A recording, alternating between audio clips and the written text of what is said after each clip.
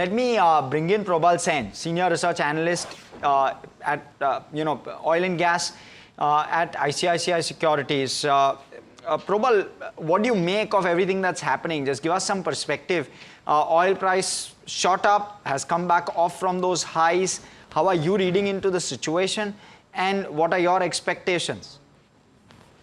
Uh, I think more qualified people than me are entitled to comment on what the geopolitical implications are of Sure. whatever is going on. Frankly, so the only thing that I would point out is that crude was at nearly these levels not that long ago. So even after all the sentiment that has turned towards the geopolitical tensions, the fact is that still reached about 75, $76 levels. Yes, there were fears, and there I think are still fears that depending on the scale of Iran's retaliation and then what Israel does in return, and whether this conflict then extends to actual disruption on the Strait of Hormuz, which is basically the critical area that Iran is in control of, and through which I think almost 25% of all globally traded crude is actually shipped. I think that will probably continue to remain a key monitorable, whether Iran can and will actually disrupt operations on this strait.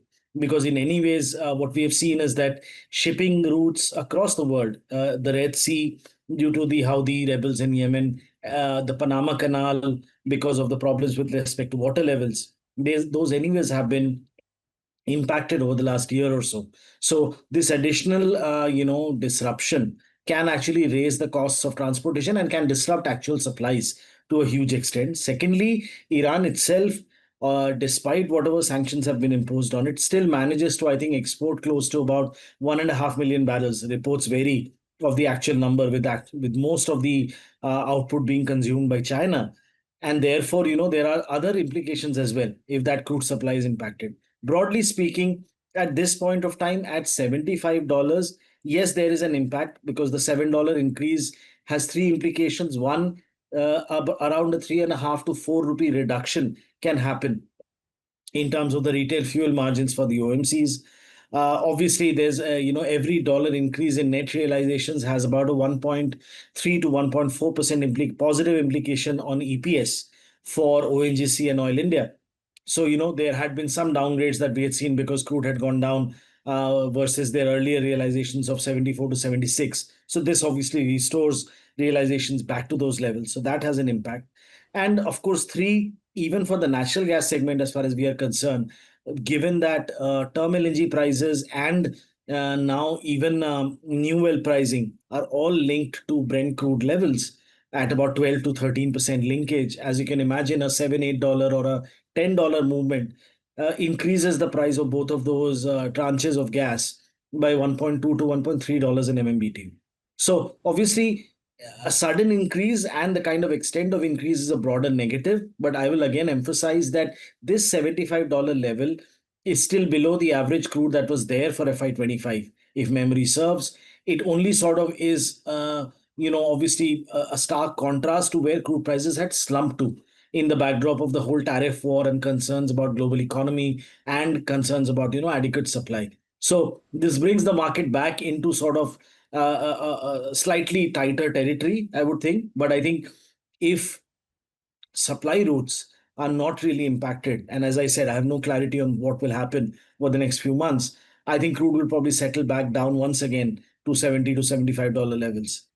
So we'll have to see and wait how it goes. Right. Probably just in case, if things escalate further, then we're not expecting, crude to settle down to that $70, $75 mark, right? Just want to get a sense that it's, because the crude derivatives have an impact on multiple sectors. It's your paints, your tires, your lubricants, your packaging companies, all of these will be impacted because anywhere between 30 to 40, 45 odd percent is crude derivatives is that percentage of their total raw material cost. How do you think that entire thing to play out, and what sectors and stocks do you think will be impacted the most?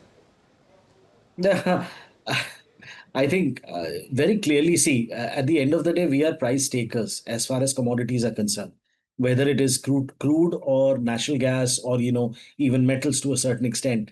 So at the end of the day, if there is a sudden and sharp movement that we are seeing And if this continues to sort of escalate, then obviously as the sectors that you mentioned, paints are there. There are several, construction industry uses chemical derivatives which are linked to petrochemicals. FMCGs across the board use a lot of petrochemical products in terms of packaging, in terms of other things.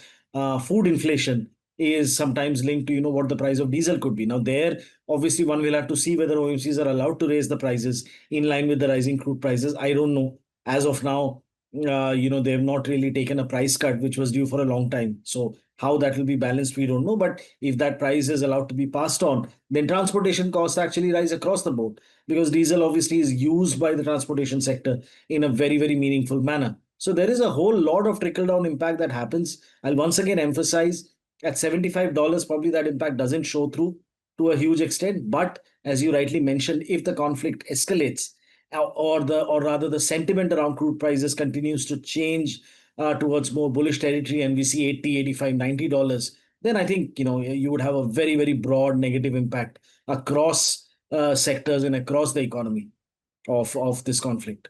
Taken, Probal. Probal, pointed question with regard to oil and gas. You have upstream and downstream.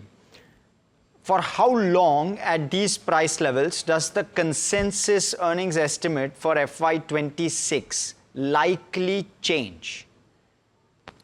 I think the answer would probably be surprising. I would say at $75, it won't change too much, because I don't think anybody was realistically building in $65, $67 for the full year.